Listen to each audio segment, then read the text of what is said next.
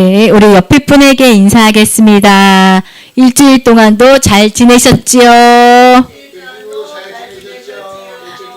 네, 하여튼 네, 우리라도 정신을 바짝 차리고 있어야 돼요. 하도 아까 대표기도 하셨던 것처럼 하루아침에 눈만 뜨면 뭔가 사건이 일어나서 오늘 말씀도 뭔가 사건이 일어났어요. 부활의 사건 때문에 이 도마가 혼돈에 빠진 것을 볼 수가 있습니다. 우리 요한복음 21장입니다. 오늘 말씀.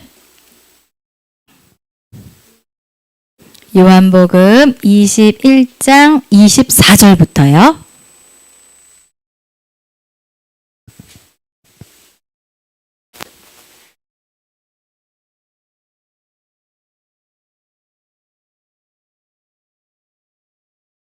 네, 요한복음 21장이 아니죠. 20장. 네, 20장 24절부터 28절까지요. 네. 예수님이 부활하셔가지고 막달라 마리아에게 나타나시고 제자들에게 나타나셨는데 그때 도마는 없었거든요. 그래서 도마에게 나타나신 장면입니다. 24절부터 합독하시겠습니다. 12 제자 중에 하나로서 디도모라는 불리는 도마는 예수께서 오셨을 때 함께 있지 아니한지라. 다른 제자들이 그에게 이르되 우리가 주를 보았노라 하니 도마가 이르되 내가 그의 손에 못자국을 보며 내 손가락을 그 못자국에 넣으며 내 손을 그 옆구리에 넣어보지 않고는 믿지 아니하겠노라 하니라. 여드레를 지나서 제자들이 다시 집 안에 있을 때 도마도 함께 있고 문들이 닫혔는데 예수께서 오사 가운데 서서 이르시되 너희에게 평강이 있을지어다 하시고 도마에게 이르시되 내 손가락을 이리 내밀어 내 손을 보고 내 손을 내밀어 내 옆구리에 넣어보라. 그리하여 믿음 없는 자가 되지 말고 믿는 자가 되라. 도마가 대답하여 이르되 나의 주님이시오 나의 하나님이시니이다. 예수께서 이르시되 너는 나를 본고로 믿느냐. 보지 못하고 믿는 자들은 복되도다 하시니라. 아멘. 저는 오늘 요한복음 20장 24절에서 29절 말씀을 중심으로 보지 못하고 믿는 자는 복되도다 라는 제목으로 은혜를 나누고자 합니다. 이게 지금 요한복음을 하고 있는데요. 요한복음의 저자는 누구죠? 요한이에요. 예, 사도 요한입니다. 예, 그래서 예수님의 그 12 제자 중에 유일하게 순교하지 않고 끝까지 천수를 누리고 살았던 사람이고요. 이 사람이 그 요한복음을 기록했는데 원래 그 사복음서가 마태, 마가, 누가, 요한이잖아요. 근데 이 요한복음만 마태, 마가, 누가복음이 기록되고 나서 20년 후에 이 요한복음이 기록이 됐어요. 왜 그랬을까요? 뭔가 마태, 마가, 누가가 전한 이 복음서에 사람들이 잘 믿었으면 또 얘기했을까요? 아니요. 뭔가 석연찮은 게 있었어요. 그래서 더 믿음에 확신을 주기 위해서 이 요한이 20년 후에 이 요한복음을 기록하게 됩니다. 그리고 이 요한은 또 우리가 잘 아는 사랑하는 자여 내 영혼이 잘된 같이 왜 그거 있죠? 그것도 요한 1, 2, 3서거든요. 그리고 마지막 요한 계시록까지 반모섬에 유배 가서 하나님께서 앞으로 장차될 일들을 요한에게 보여주시고 요한이 그거를 쓰게 됩니다. 그게 이제 요한 계시록이에요. 그래서 이 사도 요한은 이제 신약성경 총 5권을 기록하게 됩니다.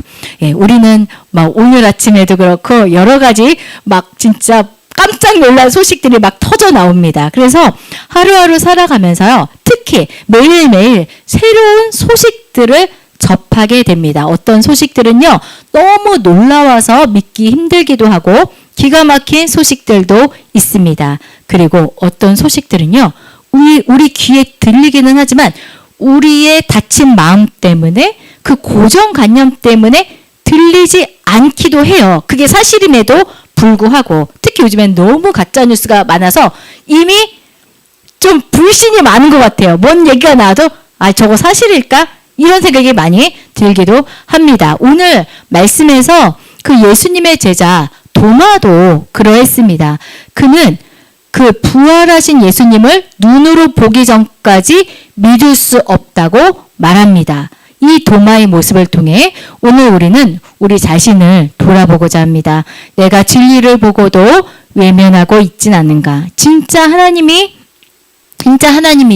그 예수님을 믿는 자로 온전히 순종하며 살아가고 있는가? 오늘 설교를 통해서 믿지 못하고 외면하는 세 가지의 경우를 살펴보고 주님의 말씀 앞에서 진정한 믿음의 고백을 하는 저와 여러분이 될 줄 믿습니다. 먼저 부활을 믿기 어려웠던 도마입니다. 예수님이 부활을 하셨어요. 맨 처음에 그 사실을 누구에게 보여주셨냐? 그 사람의 몸으로 부활하신 몸으로 누구에게 보여주셨냐? 예수님의 발에 향유를 부었던 마리아예요. 여기서 이제 성경에 마리아가 너무 많아서 그렇다고 자세히 설명하진 않습니다. 그렇지만 여기서는 어머니 마리아가 아니라 예수님의 발에 향유를 부었던 그 마리아에게 먼저 나타나셨어요. 마리아는 예수님의 죽음이 너무 안타까워서 그 주변을 맴돌았어요. 그랬더니 맨 처음 예수님을 만난 사람이 마리아가 됩니다. 여러분 늘 주님의 곁을 맴도시기를 바랍니다. 그러면 이런 축복을 받을 수가 있어요. 그래서 여성 혼자 내가 예수님을 봤어요 라고 하면 믿어주질 않았어요. 그 당시에는 여성의 지위가 낮았기 때문에. 그래서 그 공신력을 확보하기 위해서 이제 제자들에게 얘기하고, 그 다음에 그 열한 그 제자들이 있는 가운데 예수님이 또 그 몸을 보여줍니다. 그때 도마가 없었거든요. 근데 그 도마에게 제자들이 도마야 우리 예수님 봤어. 예수님 부활했어. 이렇게 소식을 전하니까 어때요? 도마가 절대 믿지 않습니다. 도마는요, 믿음이 없는 사람이 아니었어요. 특히 다른 복음서에는 도마라는 인물이 그렇게 부각되지 않았는데요. 이 요한복음에서는 이 도마라는 사람의 그런 어떤 믿음 있는 행동들이 3번이나 부각되는 것 같습니다. 그래서 도마가 뭐라고 했냐면 아까 말씀처럼 몇 절이죠? 내가 보지 않고는 믿질 않겠다. 25절 보니까 다른 제자들이 그에게 이르되 우리가 주를 보았노라 하니 도마가 이르되 내가 그의 손의 못자국을 보며 내 손가락을 그 못자국에 넣으며 내 손을 그 옆구리에 넣어보지 않고는 믿지 아니하겠노라. 아주 이성적이고 철저한 사람이었습니다. 이런 사람인데 또 제가 오늘 한 인물을 좀 소개해 드릴 텐데요. 어떤 인물이냐면 먼저 한번 얼굴을 보시길 바랍니다. 일본인이에요. 그 오노나 히로. 그거 아니죠? 오노라가 아니라 오노다 히로네요. 오노다 히로라는 일본 군인입니다. 이 사람은요, 자기가 처음 지시받은 명령에 묶여버린 그 오노다 히로의 이야기입니다.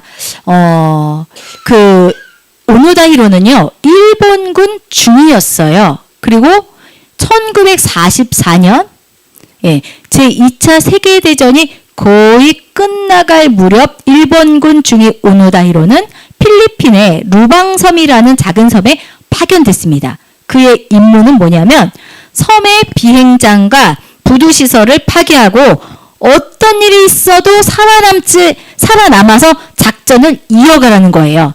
절대 항복하면 안 돼요. 그런데 이제 얼마 지나지 않아서 전쟁이 끝났어요. 왜냐, 그 미국이 일본 히로시마랑 또 어디죠? 나가사키에 원자 폭탄을 투여했잖아요. 그러면서 이제 금방 이제 전쟁이 종결이 됐습니다. 그래서 일본이 항복 선언을 했잖아요. 근데 그가 전투했던 필리핀 루방 섬에도요, 그 일본의 항복 소식이 담긴 전단지들이 막 뿌려졌어요. 그리고 라디오를 훔쳐서 들어봤더니 또 그런 소식이 일본이 패전했다는 소식이 막 들리는 거예요. 이제 전쟁 끝났다고. 그런데 오노다 히로는요, 믿지 않았어요. 왜냐? 그것은 미국의 속임수라고 생각한 거예요. 우리를 여기 전쟁에서 여기에서 전투하지 못하도록 미국 사람들이 전단지를 뿌리고 그렇게 오보한 가짜 뉴스라고 믿었기 때문에 이 사람은 끝까지 언젠간 일본 그 제국군이 자기를 구하러 올 것이라는 믿음을 끝까지 놓지 않았기 때문에 30년 동안 그 정글에서 전투 훈련을 하면서 바나나 껍질 먹고 또 코코넛 껍질 먹고 그 다음에 어쩔 때는 민간에 가서 쌀까지 훔쳐가지고 그렇게 30년 동안 살았다고 합니다. 그래서 일본 정부는요, 그가 이제 죽었다고 생각을 하고, 심지어 1959년에 공식적으로 사망 선언을 했습니다. 근데 그는 살아있었고, 계속해서 전쟁이 끝나지 않았다고 믿고 살았던 것이에요. 근데 놀라운 일이 벌어졌어요. 이 소식을 어떻게 들었는지, 1974년 한 일본 청년 스즈키 노리오라는 탐험가에 의해서 그의 소식이 전달되고 발견되게 됐습니다. 그래서 그 스즈키 노리오가 그를 찾아갔어요. 그래서 그 일본이 패전했고 벌써 재건됐잖아요. 패전했고 벌써 재건됐다는 그런 사실을 다 알려줬는데도 그는 어떻게 했냐? 자기에게 명령을 내렸던 그 직속 상관이 와서 항복 명령을 내리기 전까지는 자기는 그 근무지를 이탈할 수 없다는 거예요. 와, 진짜 어떻게 보면 진짜 충성스러운 사람이죠. 근데 너무 답답하지 않습니까? 그러니까 자기 생각에 갇혀서 사는 사람이 얼마나 무서운 사람이에요. 아무 말도 안 듣는 거예요, 정말. 그래서 그 탐험가 청년이요. 끝까지 포기하지 않고 그 상사가 어디에 살았냐면 수소문을 봤더니 브라질로 이민을 가서 살고 있는 거예요. 그래서 그 브라질에 이민 가 있는 그 상사를 초청을 해서 당신 아니면 이 사람은 절대 이 정글에서 빠져나올 수 없다라고 해서 그 자기 후배 옛 부하를 살리기 위해서 그 상사가 그 탐험가랑 같이 그 정글에 들어가게 됩니다. 그리고 그 오노나 히로에게 뭐라고 했냐면 이제 일본은 패전했으니 귀국하라는 투항 명령서를 전달을 합니다. 그제서야 그는 눈물을 흘리면서 총과 칼을 내려놓고 그동안 총과 칼을 항상 무장하고 있었어요. 왜냐? 자기는 전쟁 중이니까요. 그래서 오노다 히로는 자신의 믿음이 틀렸음에도 끝까지 믿었습니다. 한번 그 필리핀 대통령에게 그 투항서를 전달해주는 장면이 있거든요. 한번 그 다음이요. 이렇게 저 보세요. 그 많은 그 기자들 온 거 봤죠? 이게 영화로 됐고요. 책으로도 발간이 됐어요. 그래서 정식적으로 이제 투항합니다 하고 이제 일본으로 돌아가게 됩니다. 그 바로 전. 이렇게 30년 동안 그 정글에서 늙은 거예요. 자기 청춘은 22세에 가서 52세에 일본으로 이제 돌아오게 됩니다. 이와 마찬가지로 우리나라에도 그런 모습이 있습니다. 우리 조상들은요, 그 오랫동안 불교 또 유교의 영향을 받아서 살았습니다. 그게 전부였잖아요. 그쵸? 처음부터. 그래서 어릴 때부터 부모님을 잘 모시고 조상을 잘 모시면 최고의 덕목이라고 배워왔어요. 그래서 사람의 노력과 수행으로 마음을 깨끗이 할 수 있다고 여겼습니다. 그렇게 이제 여겼는데 예수님의 복음은요, 너무 새롭고 너무 이해가 안 되는 거죠. 하나님이 인간의 몸을 입고 오셨다는 거, 그것도 이제 이해가 안 되죠. 그 다음에 죄를 용서받으려면 어떻게 해야 된다?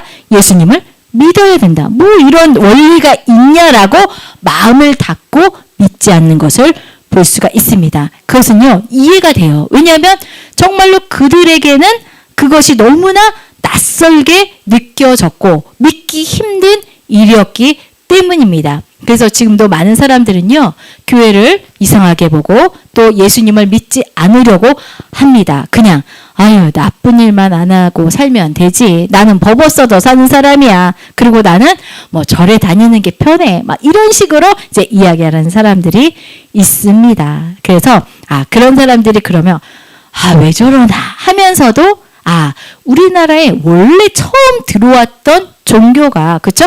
유교, 불교, 그런 사상이었기 때문에 그걸 또 우리나라는 엄청나게 봉신했잖아요. 예. 그래서 어떤 책은요, 유교가, 공자가 죽어야 대한민국이 산다. 그런 그 허례허식들, 제사나 그런 것들, 예, 그런 것 때문에 뭐, 공자가 죽어야 대한민국이 산다. 이런 책도 있습니다. 그래서 당연한 거예요, 그게. 그러나, 하나님께서는요, 우리를 그냥 내버려 두지 않고 찾아오신 것을 볼 수가 있습니다.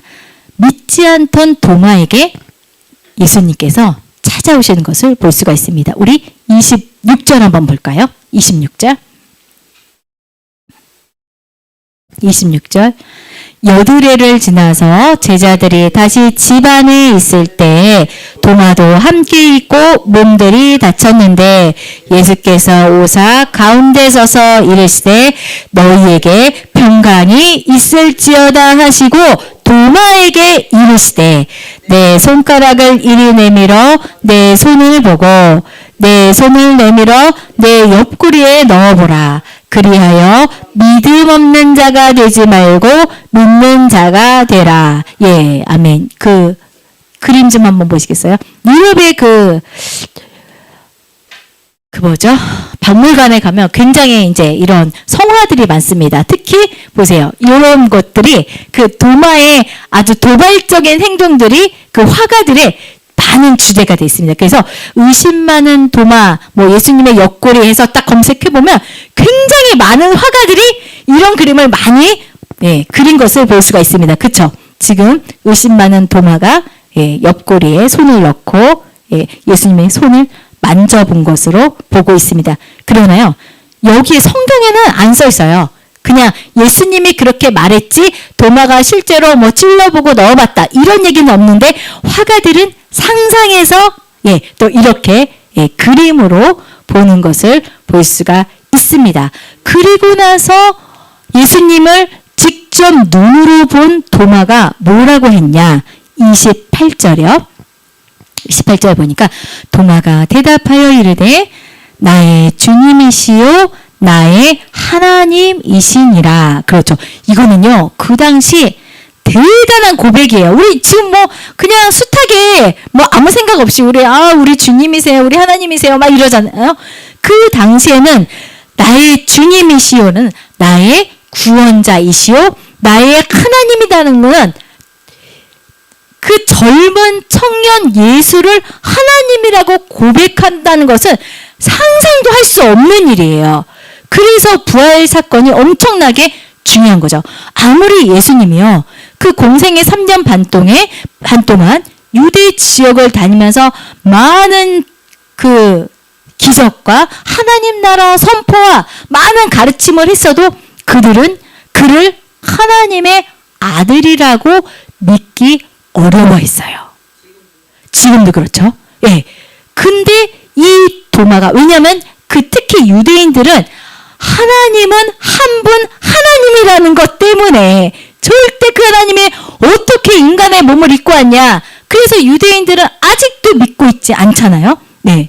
근데 이때 이 도마가 이 얘기를 했다는 것은, 이 고백을 했다는 것은 완전한 그 사람의 그 정체성이 변한 큰 이슈였습니다. 그러면서 나의 주님, 나의 하나님이십니다 라고 고백하는 것을 볼 수가 있습니다. 그 다음에 예수님께서 뭐라고 하시냐?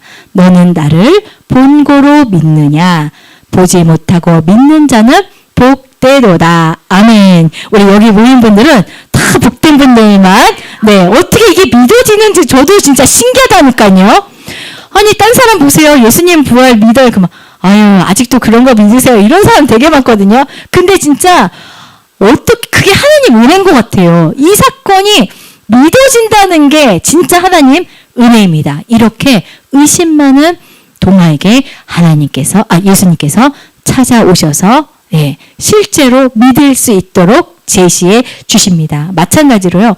30년 동안 전쟁이 끝나도 그거를 믿지 않은 진실을 거부한 그 오노다 히로에게도 하나님께서 도마에게 찾아오셨던 것처럼 그 탐험가가 가고 또 그 상관이 가서 투항 명령서를 주고 다시 그 사람을 일본으로 귀환하게 한 그렇게 찾아가는 그런 일이 벌어졌습니다. 마찬가지로 유교와 불교 사상에 찌들은 우리나라에게도 하나님은 많은 선교사님들을 보내셔서 그쵸? 오늘 우리가 장희동에서 예수님을 영접하고 정릉에서 예수님을 예배하고 우리 선교사님 거기 용인에서 또 이렇게 예수님을 만난 것을 볼 수가 있습니다. 그래서요. 우리 주위에는 아직도 자기 생각에 빠져서요. 예수님을 거부하는 사람들이 너무나 많습니다. 그러나 우리 하나님은 좋으신 하나님이시기 때문에 우리에게는 소망이 있습니다. 그들에게도 예수님이 찾아와서 내가 나의 구원자다. 나를 믿어야 천국에 간다. 나를 믿어야 너는 하나님의 사람으로 살 수 있다라고 말씀해 주실 줄 믿습니다. 왜냐하면 우리는 하나님의 형상으로 지음 받은 사람이기 때문에 그래서 우리는 하나님의 자녀이고 그리고 우리는 그 죄 때문에 하나님과의 그 깨진 관계를 예수 그리스도의 십자가와 부활을 통해서 화해돼서 이제 하나님의 계신 곳으로 우리는 영원히 함께 하나님과 예수님과 살 수 있다는 그 뭐라 그래야 되나요? 보증을 받았다 그러나요? 보증을 받았기 때문에 이 은혜를 우리 믿지 않는 많은 이웃과 형제들도 함께 누리시기를 주의 이름으로 소망합니다. 아멘. 그래서